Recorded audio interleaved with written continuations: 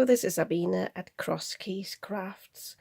Today with two cards because I'd like to show you how you can vary the techniques to get a similar effect.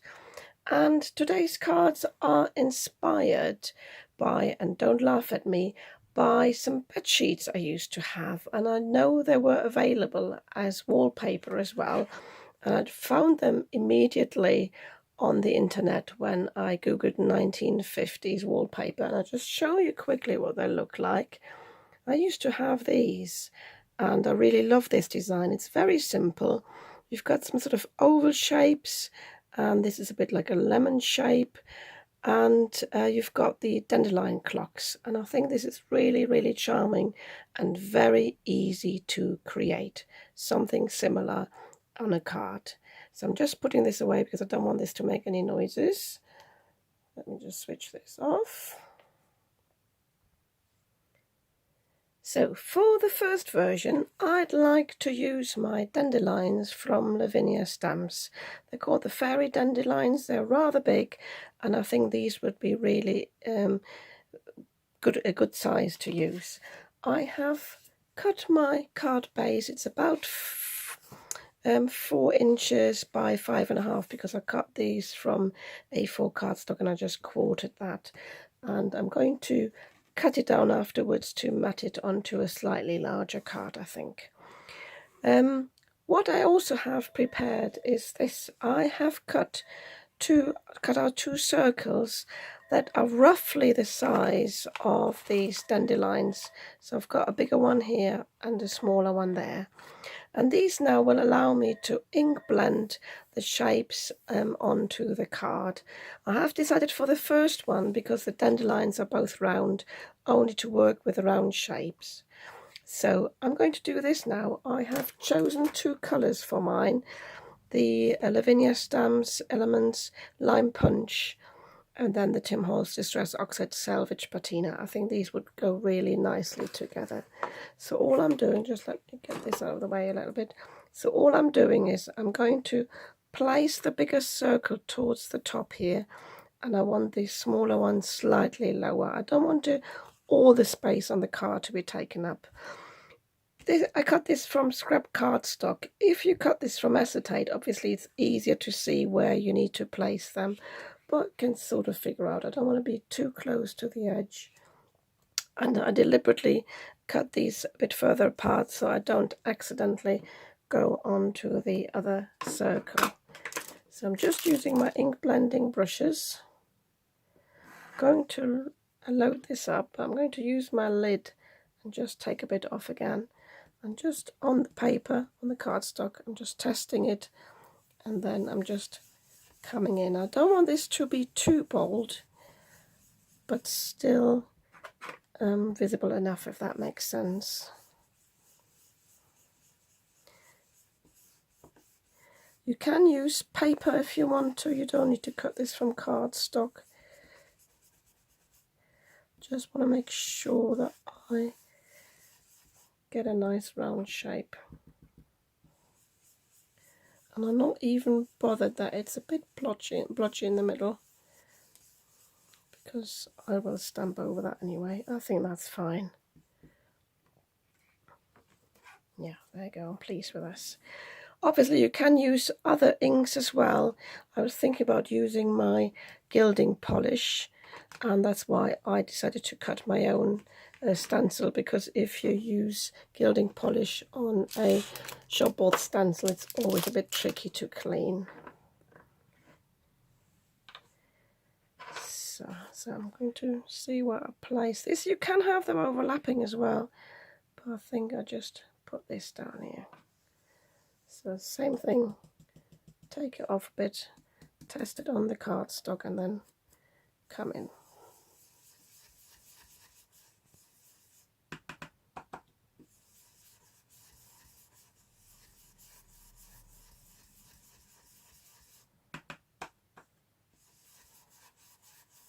It always looks like you haven't put down enough colour, but once you take the stencil off, you will see there is actually enough colour. Yeah, pleased with this. So I'm leaving this to dry for a moment before I stamp onto this, but I'm getting my stamping platform ready. This is a new stamp platform for me. It's from Creative Craft Products, and I bought this through Craft Stash. I always was struggling with the Tim Holtz one, although I like it. I like the idea of this one. You've got a spring, so you can align the stamps, but before you actually, when you close this up, you can still check that they are in the right place before you actually press them down. So I treated myself to this one. It was half price the other day. So what I'm doing now is I'm going to lay this one out. I'm going to put it a bit at an angle because I want to have the, do you call it a stalk? I want to have that at an angle, but I'm going to move it once it's stuck down on the platform, just to get a bit of movement into the card. And I'm going to do this the other way around on this one here. So I will have it like this afterwards, and then I have got a bit of space for sentiment there or there. So what you do, just as normal, pick these up. Oh, they stick okay, so I've never used it before. So and once you've got this, I hope you can see this, let me just put some paper underneath. So once you've got this, you can take this off and move it around. So, and stick it down again, and I want to do the same with this one. Maybe even move it over a little bit. I think that would actually be quite nice. Get a proper curve in there. So I'm going to use my VersaFine, my black VersaFine, to ink these up.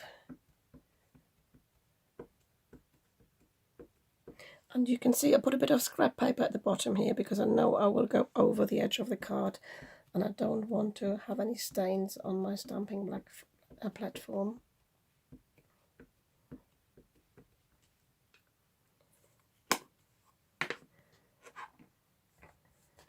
Take this off now. So, I've got my pressure tool here, so I've never used this before, so I don't even know if I need the pressure tool.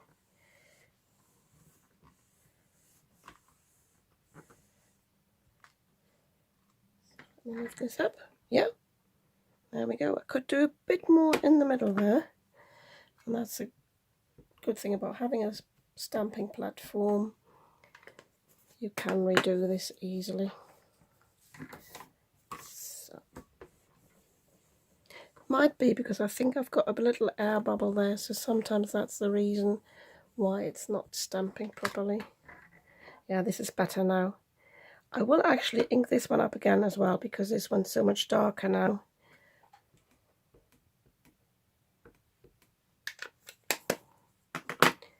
And everything I have got left here I can fill in afterwards with a pen.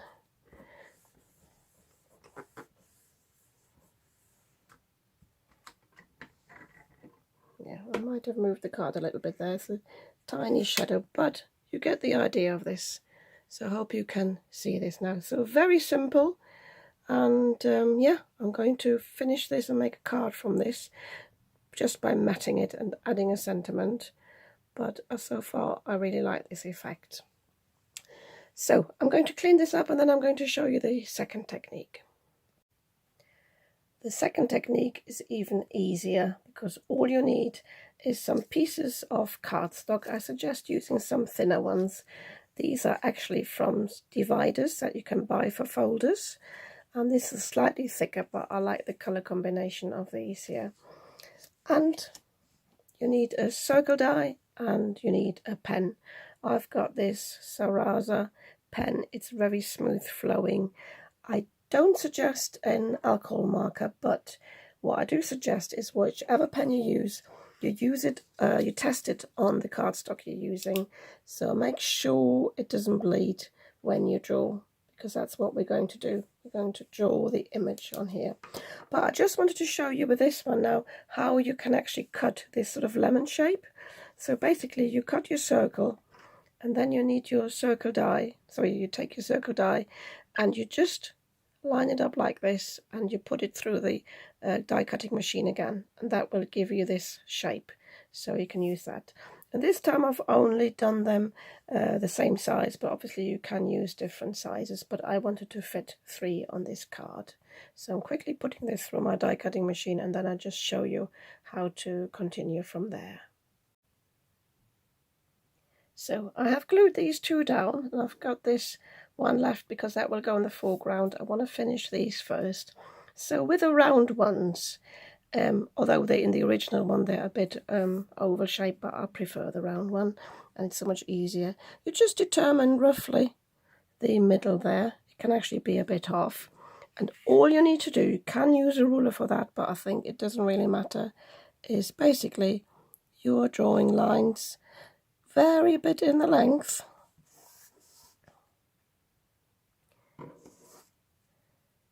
Just need to make sure with my pen. Oh, tell you what, I've just realised my pen is just running out. I just tried to find a second one. Be a sec. So all you need to do is just run along. I would always start in the middle, get different length. See what I'm doing, just they don't even need to be even. They don't need to be evenly spaced. And yes, mine are a bit wonky, especially the ones where the pen just run out. But it all come together. And if you feel you haven't got enough yet, just put in a few more, different length. Just go over these again.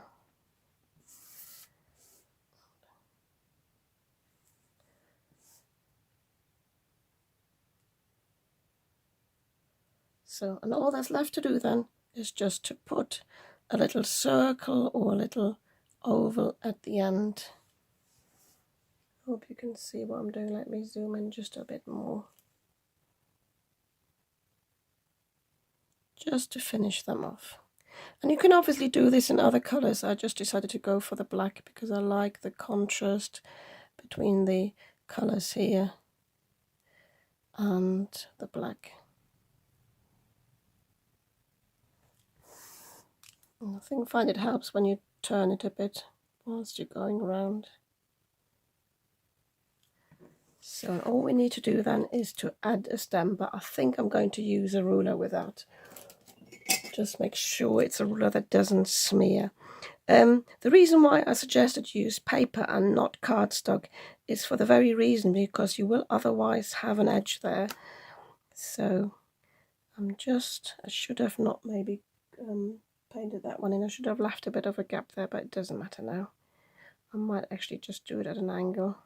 So starting in the middle, just going around here and just going down there. And that'll do me, I think. If you want it a bit thicker, I might just go over just once more. So I'm doing the same with this one, and then I'm going to show you how to draw this one. So the reason why I hadn't stuck this one down, now you can see this now because I wanted to paint the stem or draw the stem. So now I just need to decide where to put this one. I think I will actually put it on an angle a little bit. I think like this, and the stem going down there. So I'm just using my glue again. Just using my collal glue. Any glue is fine with this. And this one gets a slightly different design because the center of the dandelion clock will be at the bottom. So what you do is find a dot there and just draw from there, following the shape of the lemon. And the same as before, you have longer ones and shorter ones, and just fill this up. It's really up to you, and I think it's also a nice craft that you can do with children because it's very easy to do. But I really like the effect, and I think there's already enough for me, so I'm just adding these again at the top.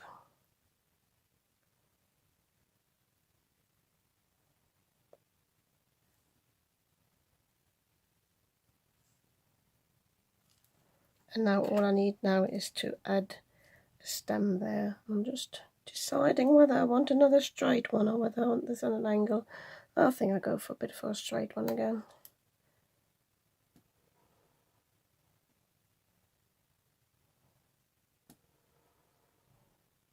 So this one's actually a bit wider.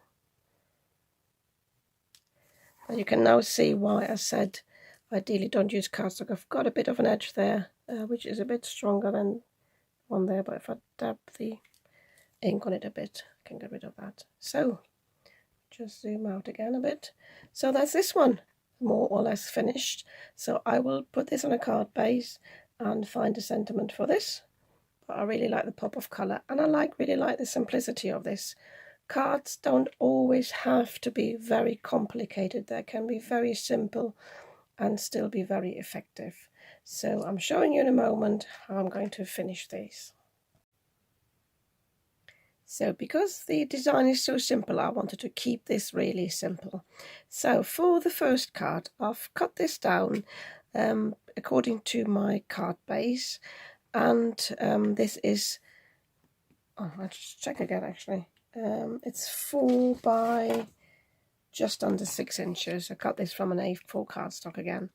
And I have just used the same colours I used here, the lime punch and the salvage patina, and just ink blended around this. So this will give me a nice frame now for my card. And I've also cut a sentiment strip, and I have heat embossed in white on this. I thought black would go really nice with this. And I was debating leaving it to the length of the actual card here, but I think I'll cut it down to the card panel, and this is why I haven't glued this down yet. So I'm going to glue this on here first, and then I can cut the strip off from the back and can glue this down onto the card base. And the second card, again, very simple. I have simply, let me just get this out there. I have simply cut my card base. I think that's, again, is because it's from an A4 cardstock. That again is 4 inches by just under 6 inches, just from some turquoise cardstock matching with this one. And I will actually put a white panel on the inside, but that just gives a nice frame and keeps it very simple but very bold. The sentiments, if I can find them, I think I got both through Amazon. I'm going to list to them below, and I'm going to list to the Lavinia stamps. But yeah, otherwise, very simple cards to make, very easy to make, but I really like this sort of simple style of these, a bit different from other things I'm creating. But yeah, if you like these cards, you might want to give me a thumbs up. And if you'd like to see more of what I'm creating, you might want to subscribe to my channel. I'd be very happy about that. And I'll see you soon with another video which evolved from this original idea, but I'm going to step it up a bit more. So there will be a second part to this. See you soon.